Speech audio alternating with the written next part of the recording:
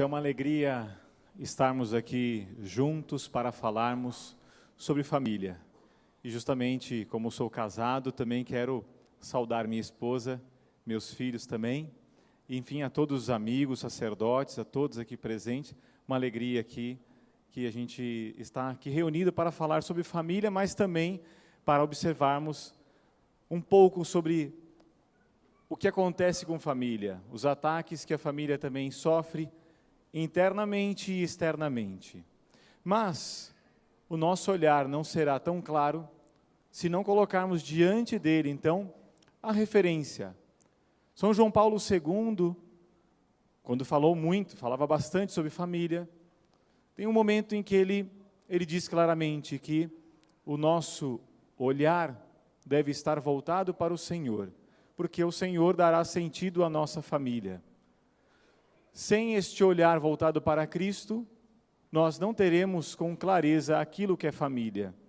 Porque dizer santuário de vida, santuário, a família é um santuário, porque o Senhor deve habitar esta família. Mas a família também encontra suas dificuldades, em grande parte porque justamente perde essa capacidade de admirar, de olhar.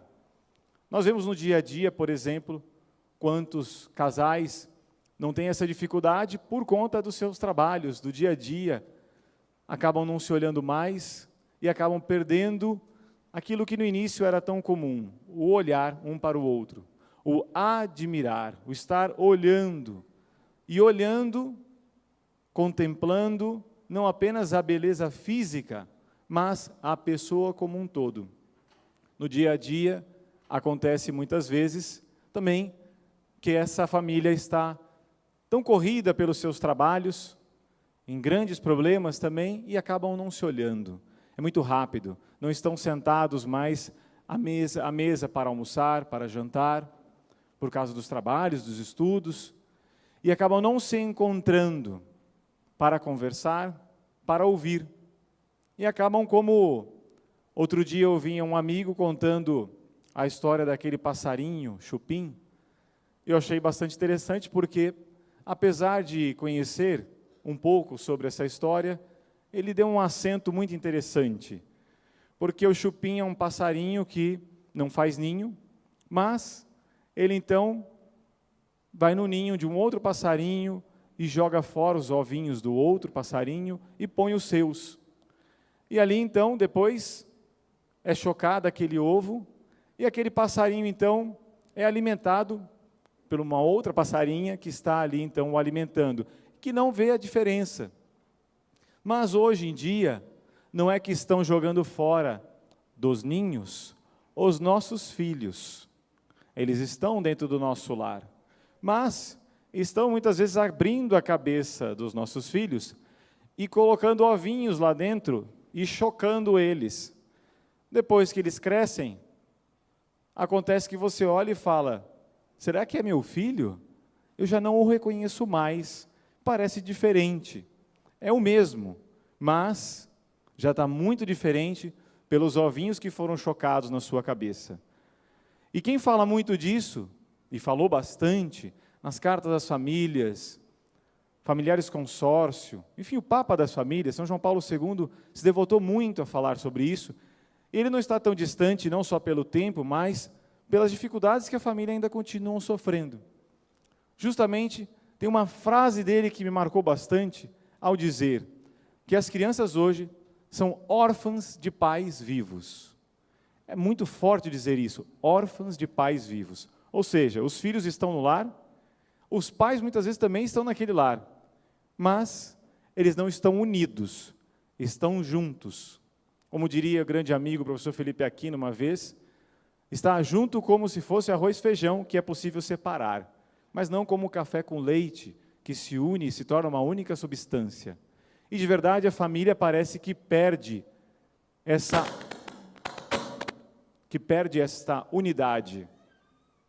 E perdendo essa unidade, acabam não percebendo e se percebendo de se conhecer, esposo e esposa, que pensavam se conhecer, pais e filhos também. Então ali dentro nós já vemos dentro do lar, pela estrutura da sociedade, que a família tem as suas dificuldades, essas dentro de casa, mas que vêm de fora de sua casa. Porém, voltamos ainda a este olhar, ao olhar para a família, olhando uma referência. A referência é a Sagrada Família. A Sagrada Família é a referência de toda a família, em cada um de seus membros, no relacionamento deles, porque as Sagradas Escrituras não só relatam de como foi esta família, um pouco de suas características, mas todo o desenrolar das Sagradas Escrituras se dão em volta de uma família e de um lar. Nosso Senhor está numa festa de casamento, ali diz, em uma casa. Quando Ele também vai a publicano, ou com outros tantos, vai à casa da pessoa para comer, estar no lar. Devemos olhar então para o nosso lar e ver se o Senhor está no lar, se Ele está. Porque o grande problema, e não eu digo isso, São João Paulo II dizia, em muitos momentos, que o problema é que o centro da família foi deslocado, o centro de gravidade da família.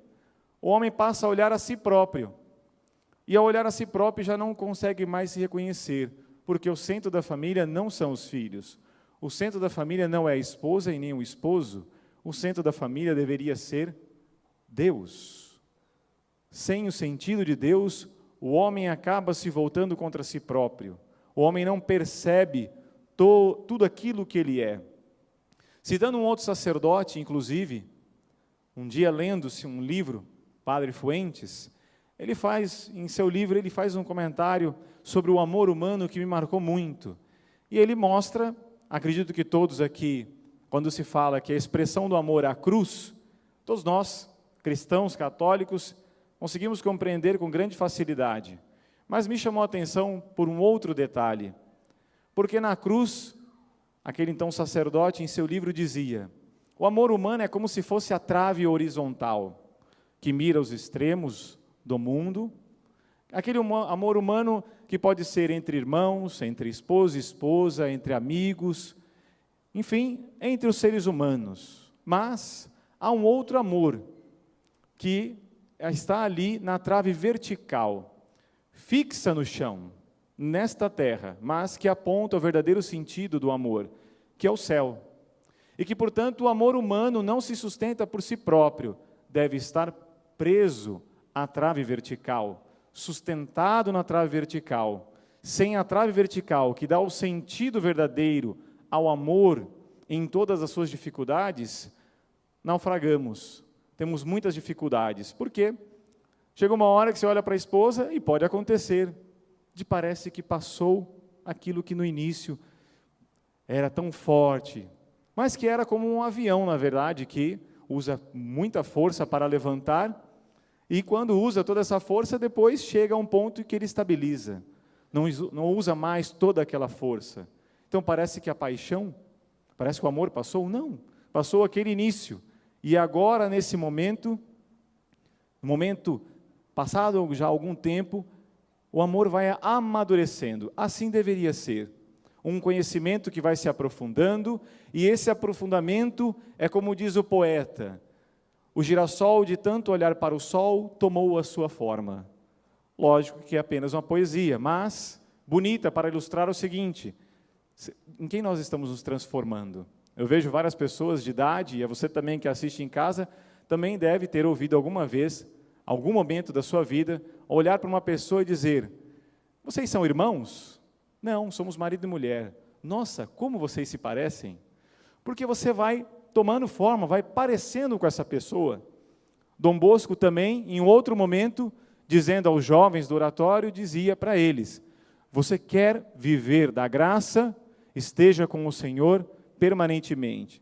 De vez em quando, viver não com toda a graça possível, visite o Senhor no Santíssimo Sacramento de vez em quando.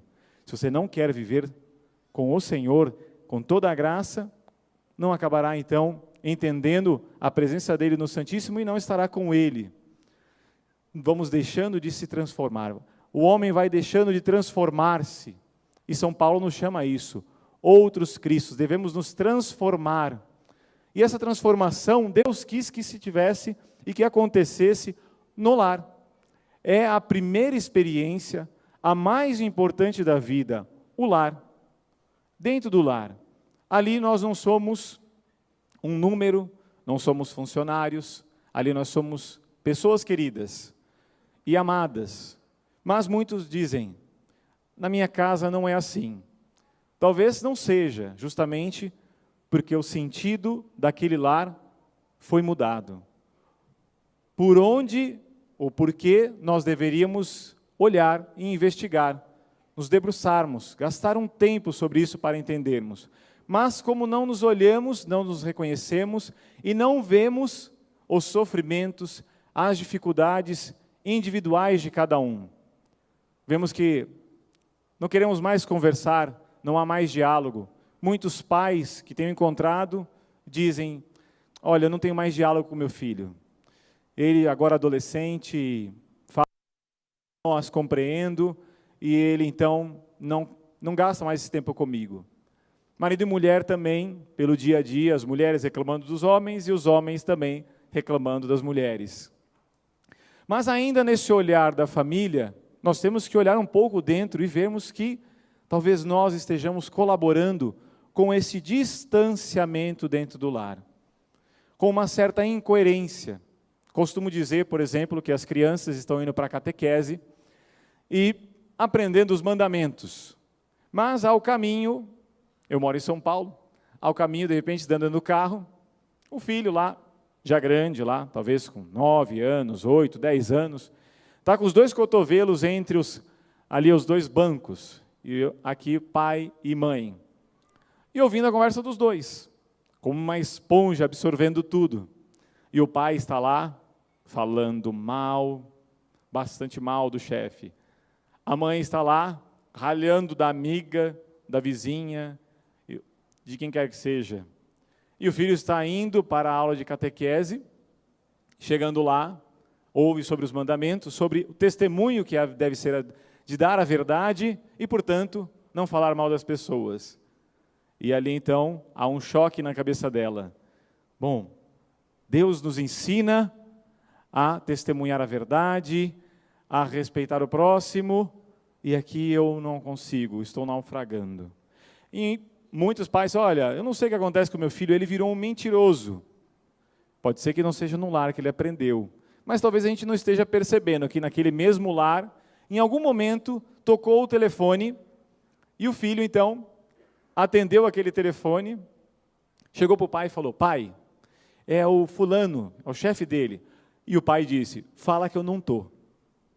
E ele vai lá, se ele tem 6 anos, o meu pai mandou dizer que não está. Se ele tem 9 anos, ele já entendeu.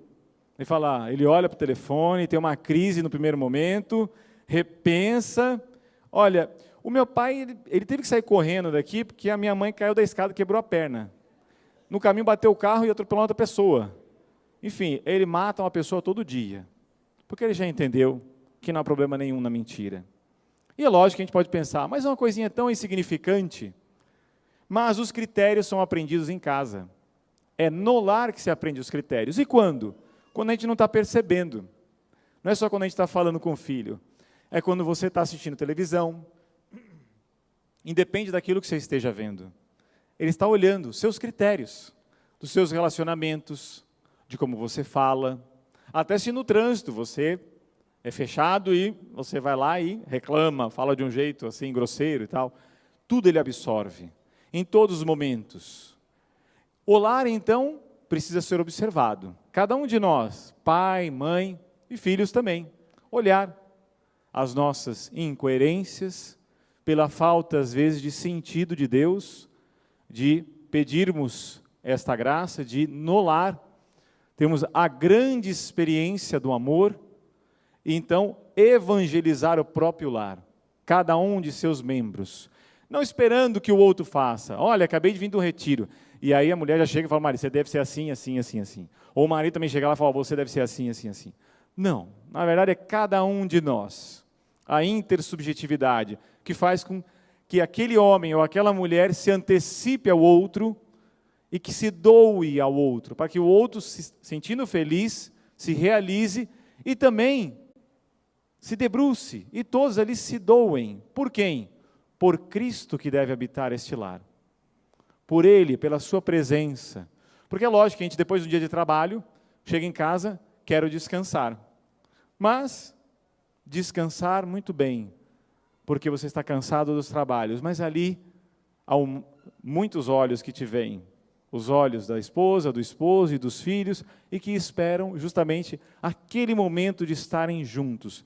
Que gostoso é voltar para o lar e saber que ali, aquele desejo de voltar para o lar, de conviver com aquelas pessoas em que se amam profundamente e amam a Cristo. Mas, uma outra perspectiva que nós não podemos perder é que, em outras esferas, estão atacando família. E não eu digo novamente. Costumo sempre citar São João Paulo II, porque, em sua época, muito também se falava de família. Em um determinado momento, São João Paulo II, voltando ao Vaticano, é uma frase forte dele, em que ele diz assim, que ele volta para rezar o Regina Coeli por um programa das Nações Unidas que quer destruir as famílias. Palavras dele. E ele diz, Nações Unidas, repensai, convertei-vos. Em outros momentos, a diplomatas, ao povo fiel, São João Paulo II vai elucidando que existem forças, instituições interessadas, por incrível que pareça, em dissolver família. Muitas e muitas. E ele deu nomes a estas entidades, que continuam fazendo isso. Há uma mudança nesses últimos séculos, especialmente no nosso século, uma mudança grande na família. Esta família não só sofre internamente, mas externamente. A 8ª Jornada Mundial da Juventude, São João Paulo II falando aos jovens, ele dizia da seguinte maneira, que no século XX seriam considerados, de uma forma bastante drástica, os grandes ataques à vida e à família. E ele continua dizendo, os falsos profetas e os falsos mestres apresentarão ideias de tal modo que parecerão um progresso, um humanismo, parecerá bom para a família, mas, na verdade, conspiram objetivamente contra a verdade. Palavras dele, ele usa justamente esse termo, conspiram objetivamente contra a verdade. Enganam o povo de muitas maneiras. Nós estamos assistindo, é só ligar a televisão, os jornais, quantas notícias que estão acontecendo, estão ferindo a dignidade da pessoa humana em todas as suas instâncias. Quais são os temas hoje que tanto se falam na Europa? Essa Europa secularizada, essa Europa que está sofrendo muitíssimo, e não apenas ela. Nós falamos desde os ataques à vida e à família, desde o início, com as feridas do aborto, a hoje nem se chama mais nem eutanásia, tem se dito morte digna, ou, bom, enfim, esqueci o nome agora, mas usam vários nomes para terminar com a vida de uma pessoa. E no meio disso, a família também. Veja, por exemplo, eu tenho 5 filhos, 1 no céu e 4 comigo. Meu filho mais velho tem 10 anos. E a expressão das pessoas sempre, nossa, 4 filhos. Em 1960, no Brasil, a média na família era de 6 filhos. Segundo o IBGE, hoje, a última vez que fizeram a pesquisa, deu 1,74. O que significa isso? Que nós estamos abaixo da taxa de reposição. Nós estamos, que é 2,1. Já temos menos de 2 filhos, 1 filho e meio. Cortamos metade de 1. Não, é lógico que não, mas o fato é que essa família está mudada. Será o progresso? Alguém chuta uma bola aqui na frente, só que você não viu que a pessoa chutou. Uma bola passa rolando na sua frente. O que deveríamos pensar? A bola não rola por si própria. Essa bola foi rolada por alguém. Então você vê notícias em todo o planeta de ataques à família, e será natural? Não é isso que São João Paulo II, Bento XVI e mesmo o Papa Francisco agora vem falando também, estão ferindo família, estão atacando família, em todos os lugares. Comecemos pelo nosso país. Você abre então ali o passaporte brasileiro. Não está mais escrito pai e mãe, e sim progenitor 1 e 2. Qual o problema em ser pai e mãe? Para quem tirou o passaporte nos últimos 100 dias, é só abrir o passaporte e olhar. Pai e mãe. Tem problema em ser pai e mãe? Leis que vêm se impondo em muitos lugares, em muitos países. São João Paulo II dá uma ênfase muito forte à política, mostrando essas leis que vêm ferindo família. Pais na Alemanha que estão sendo presos hoje, 2016, porque se aprovou uma lei com educação sexual obrigatória dentro da Alemanha. E os pais que se opõem, que vão se opondo, não querem pagar multa, os filhos estão faltando à aula, há muitos vídeos na internet, talvez você não esteja vendo isso, porque a televisão não está mostrando isso, mas na internet você vai encontrar o que está acontecendo na Alemanha e em outros países. Pais que estão sendo presos, por quê? Porque ele responde, eu não quero que o meu filho passe por esta educação, com essas faltas de valores. E ao falar isso, se levanta uma onda que diz, não, mas isso daqui é bom, é necessário. Em um livro, mostro aqui porque me marcou bastante, de Dom Fulton Sheen, Filhos e Pais. Dom Fulton Sheen, venerável, bispo americano falecido, que está aí em processo de canonização, ele vai falando da revolução sexual que vai acontecendo, e ele dá esse acento. Se diz que é de sexualidade. E ele coloca a pergunta, não será que está se falando demais agora? Será que esta informação está se traduzindo em uma educação para o amor? Uma educação dos afetos? Ou será que não se está padronizando a juventude, ferindo essa juventude, que quando se pergunta, quem daqui quer casar? Uma parte não levanta a mão. Dos que querem casar, quantos filhos querem ter? Eles, 1, 2. Eu já fiz muitas vezes essas perguntas em palestras pelo Brasil afora. Quantos filhos você quer ter? Eu tenho 4. Nossa! Os jovens olham assustados assim. 4? É mesmo? Está todo mundo bem. Né? Fica tranquilo, viu? Está todo mundo feliz lá em casa. Né? Pode ter certeza. Porque se vive deste modo. Mas não como exemplo a minha família, de toda e qualquer família, que vai crescendo, naturalmente, vem os filhos e vão crescendo nesse amor. Mas o que se vende de família para os jovens é uma caricatura. Não é a Sagrada Família, não é a família como tal, em cada um dos seus membros. O homem deve ser homem. Aí, qual a imagem que tem na cabeça? De uma pessoa grosseira. Não é a imagem de um São José, não é a imagem de qualquer homem que, dentro do lar, é homem em toda a sua integridade. Ou a mulher também no lar. Ou fora do lar, mas que está com os filhos também. Então é marcadamente uma imagem apresentada de uma caricatura à família. Para que família? Para que fazer família? E vamos perdendo essa referência do amor. Cada vez mais a pessoa é apenas um indivíduo na sociedade e tratada assim. O Estado vai se agigantando, os filhos então são apenas, na verdade, dos pais são apenas progenitores. Quem é o educador? O educador deve ser o Estado. Em muitos países acontecem isso. Suécia, a própria Alemanha também, que tem essa compreensão de que quem educa é o Estado. Não. Não só a igreja diz isso, mas qualquer pessoa consegue perceber que uma coisa é a informação, eu sou professor e posso dizer isso, aquilo que você aprende na escola, mas o educar é muito mais profundo e aqueles princípios e valores se aprendem no lar para todo o sempre. E jamais será perdido se aprende no lar. Mas como aprender se o filho está em período integral e não encontra o pai e a mãe? Dando aula e diretor de escola, me recordo de quantos garotos não tinham problemas dentro da escola e que, ao investigar um pouco, se via que eles pouco encontravam os pais, pouco tinham contato.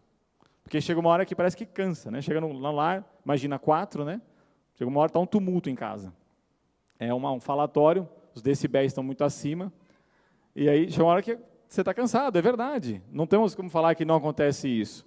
Mas naquele momento que ocorre justamente aquela dificuldade que tem o esforço da virtude, porque o lar é este lar onde se espera a virtude de seus membros, a virtude da generosidade, porque tudo aquilo que esperamos dos filhos, nós deveríamos viver. Eu quero que o meu filho seja, eu não sei, eu gosto tanto daquele santo, ele é um homem tão generoso. O filho vai aprender de mim mesmo. Quem diz isso? Madre Teresa de Calcutá. A expressão dela para a sociedade é de uma mulher que marcadamente viveu a caridade. Em sua biografia ela diz claramente que aprendeu do pai, vendo o pai exercendo a caridade. Então precisamos nos reeducarmos para educarmos nossos filhos e dentro do lar fazemos isso. Inclusive por conta de todas as ideologias que vêm sobre a família, o lar e cada membro tentando dissolver cada um de nós, tentando separar e tentando fazer com que cada um se odeie, literalmente, porque hoje há uma guerra, uma sociedade de ódio, construída, obviamente, não pela igreja, construída por tantas forças externas que querem dizer, olha, mulher, seja melhor que o homem, homem, seja melhor que a mulher, e fazem se tornarem inimigos e não querem mais casar, e dentro do lar, como diz o livro, né? Uma vez eu nunca li o livro, mas eu vi ali o título dele, Casais que Enriquecem Juntos. Parece que virou uma empresa o casamento, né? E não uma família, onde podemos inclusive encontrar em algum noticiário uma mulher em frente a um presídio, depois de seu filho ter cometido tantos crimes, o repórter faz a pergunta que às vezes é muito estranha, né? Mas como é que a senhora se sente? Né? Porque o filho ali assassino, ou roubou, está preso e tal, a resposta dela resume, é meu filho. A ferida de olhar que ele fez tudo aquilo, mas é filho, é filho. Acontece na Sagrada Escritura, o filho pródigo que sai de casa, que tem o pai como morto, porque pede justamente sua herança. Mas quando ele é curado? Quando volta para o lar. Justamente quando volta para o lar, ali no abraço do pai, nesse relacionamento com o pai e com a mãe, que leva Cristo ao filho, que comunica. E os pais pensam que o filho vai aprender então a fé onde? Na catequese. Tem a sua importância, lógico, mas os primeiros catequistas deveriam ser os pais, a ensinar a fé, a ensinar a viver a fé, viver de acordo com aquilo que crê.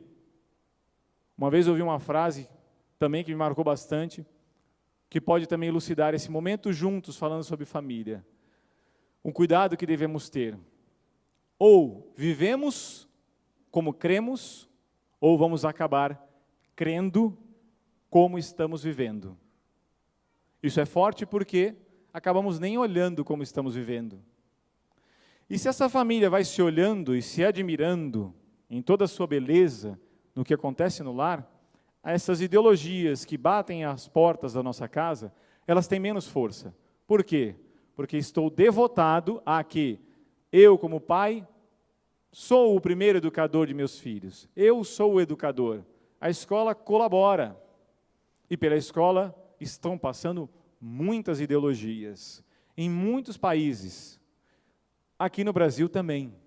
Hoje nós vamos ouvir dos tantos palestrantes que vão passar aqui, grandes amigos, Dr. Jesus Trilho Figueroa, Padre José Eduardo, Professor Fernando Tactani, mais especificamente, o que vem ocorrendo com a família, especialmente através da educação, de ideologias que estão sendo impostas e que vem ferindo esta família. Mas agora, mostrando um pouco da beleza dessa flor, que é a família, mas que está com um matagal em volta. Assim, a gente está fazendo um trabalho de tirar esse mato que está em volta para olharmos a beleza dessa flor. Então, alguns podem se perguntar, mas por que olhar os problemas que a família passa? Justamente porque temos que ver a realidade, não a escondemos. O médico só pode remediar uma determinada doença se ele a conhece.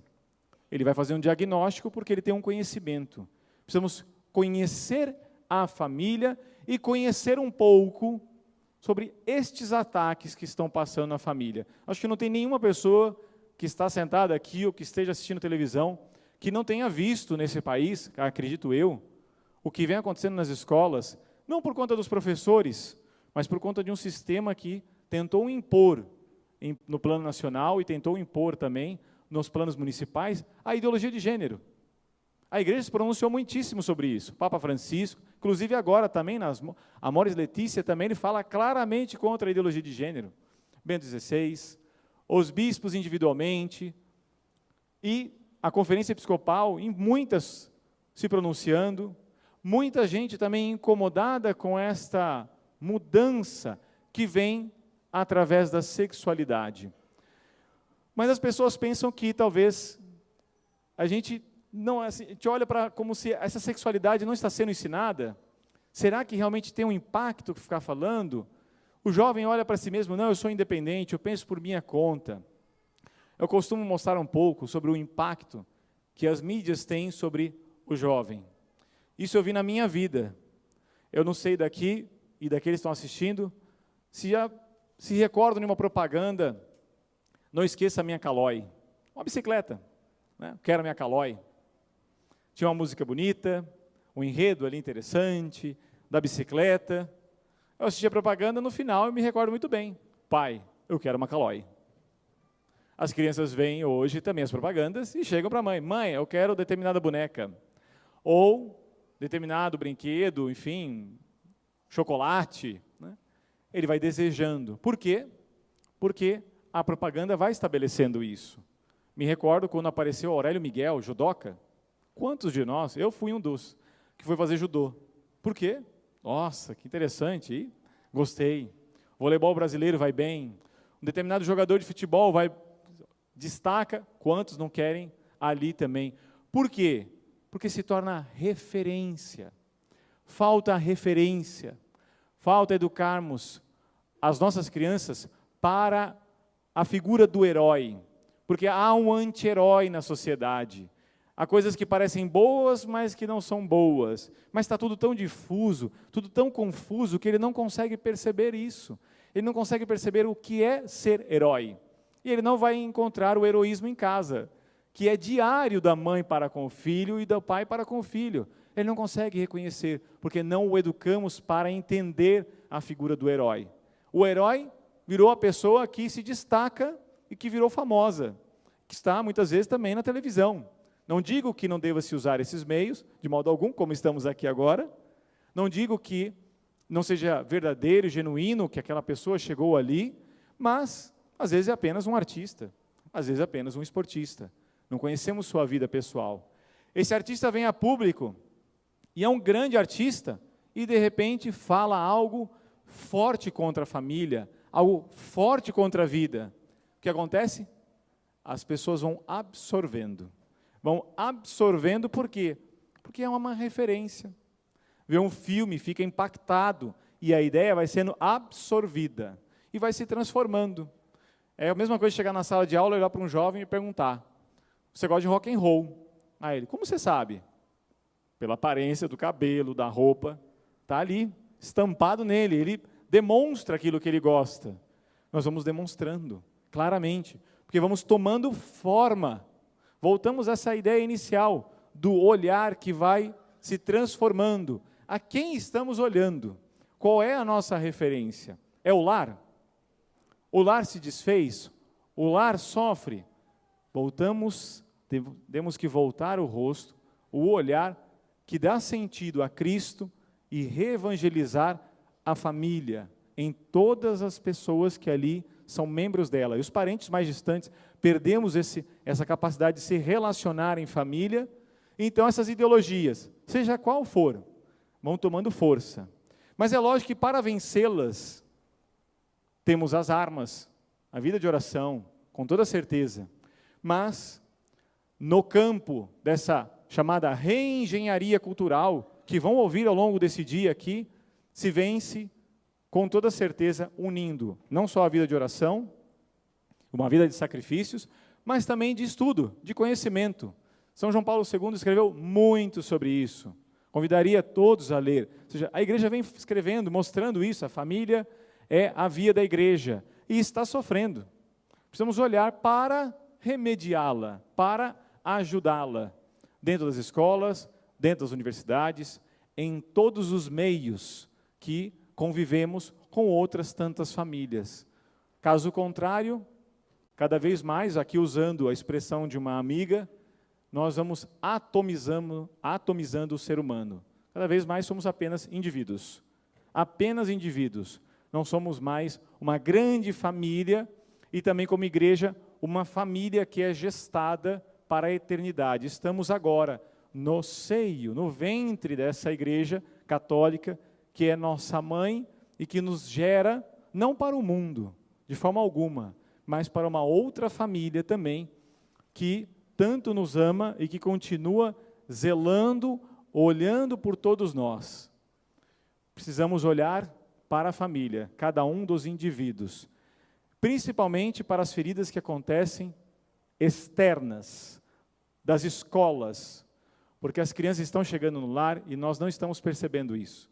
As escolas, sim, estão passando programas, especialmente de sexualidade, que não está conforme. Em primeiro lugar, não precisa ter fé para isso, para perceber essas ideologias. Claramente, basta ter a razão. Está contra a natureza do ser humano, está contra a sua felicidade. Cada vez mais o homem, nos seus relacionamentos, uns usam os outros como se fossem objetos. Não estão num relacionamento entre pessoas, apenas usando, tirando proveito, interesses, prazeres. O homem para com a mulher, as mulheres para com os homens, de modo geral. Mas muito mais que parecer uma mensagem, ao falar disso, pessimista, sempre vi São João Paulo II, ao tocar nisso, como o bom pastor. O pastor que mostra o lobo, porque senão ele é um mercenário mesmo. Ele não está ali mostrando o que está ocorrendo. O bom pastor, é dever dele fazer isso, e o faz. A igreja vem falando, e nós também estamos pastoreando a nossa família. Vamos chegando a esse momento nosso final, e quero usar aqui também uma imagem de uma vez que eu ouvi, de digamos, parafraseando a história também das ovelhas do bom pastor. E assim nós vamos entender melhor essa situação. Em determinado momento, as ovelhas estão lá no aprisco, né? E acontece que estão todas muito seguras pelo pastor. E lá fora os lobos estão ali reclamando. Olha, está na escassez de ovelhas, está difícil de comer. O que a gente pode fazer? Aí um deles tem uma ideia brilhante, fala o seguinte, vamos tentar pegar uma, e se a gente matar, a gente arranca a pele, cobre o nosso corpo, um de nós, e entra lá dentro. E lá dentro, a gente vai disseminando umas ideias. E aí eles tiveram uma reunião. Aí o lobo entra no aprisco, lá, e começa a falar para as ovelhas, a graminha lá fora é mais verdinha, é mais gostosa, não tem esse pastor chato metendo porrada na nossa cabeça, falando, vai para cá, vai para lá, essa história de que ele conhece nossa voz, conhece pelo nome, para com isso, você não sabe, lá fora você será livre, nunca se buscou tanta liberdade nesse mundo, então, lá você será livre. Aí, 10 acreditam nisso, nesse discurso, e vão para fora, quando o pastor não percebe. Antes que o pastor se dê conta, uma volta trêmula, e chega para aquela que deu a orientação e fala assim, olha, as 9 amigas foram mortas por uma matilha enorme de lobos. Meu Deus, você estava errado. E aí o lobo, revestido de pele de ovelha, fala, não, você não entendeu. Só no momento em que nós quebrarmos todas essas armações aqui do aprisco, e todas as ovelhas forem libertadas desse aprisco, sem a chatice desse pastor, é que nós seremos livres. E assim, nem os lobos vão poder fazer nada conosco. Esse discurso, a gente acaba ouvindo no dia a dia. É a igreja, o papa, o padre, fica lá falando para a gente. Na verdade, somos livres. Em todo momento somos livres para fazermos o que quisermos. Esta é a grande verdade. Mas existem certas liberdades que não são liberdades. Uma estrada de noite, seja ela onde for, imagina não ter placas, imagina não ter iluminação, olho de gato na estrada, desliga o farol do seu carro e anda. Ainda mais se for numa serra, descendo aqui, São Paulo para Santos, né? Sem guarda-rail, sensacional deve ser, né? A sensação de indo, mas me oprimiram porque colocaram guarda-reio, placa, olho de gato, iluminação. Me oprimiram? Sinalizaram. A mãe, quando chega para o filho e não deixa ele colocar a mão no fogo, está oprimindo? Por exemplo, meu filho vai meter o dedo na tomada. Imagina a mãe fazendo assim, filho, faz assim, ó, chupa, enfia o dedinho, vai grudar melhor. Né? Vai você experimentar mesmo como é gostoso tomar um choquezinho, aí você vai saber como é bom, né? Não, a mãe vai lá e tira a mão. Termino dizendo, a família não tem apenas o direito e o dever de orientar seus filhos e a si mesmo, mostrando o bem, mas também direcionando para que veja o erro, veja os perigos e as ideologias que querem ferir a família. Enfim, uma alegria estarmos aqui, vamos passar um dia inteiro pensando sobre família e rezando por família. Que Deus nos abençoe, que Deus abençoe sua família, que está no lar, que abençoe cada um de nós com a força da verdade, que deve então evangelizar essa família. Fiquem com Deus.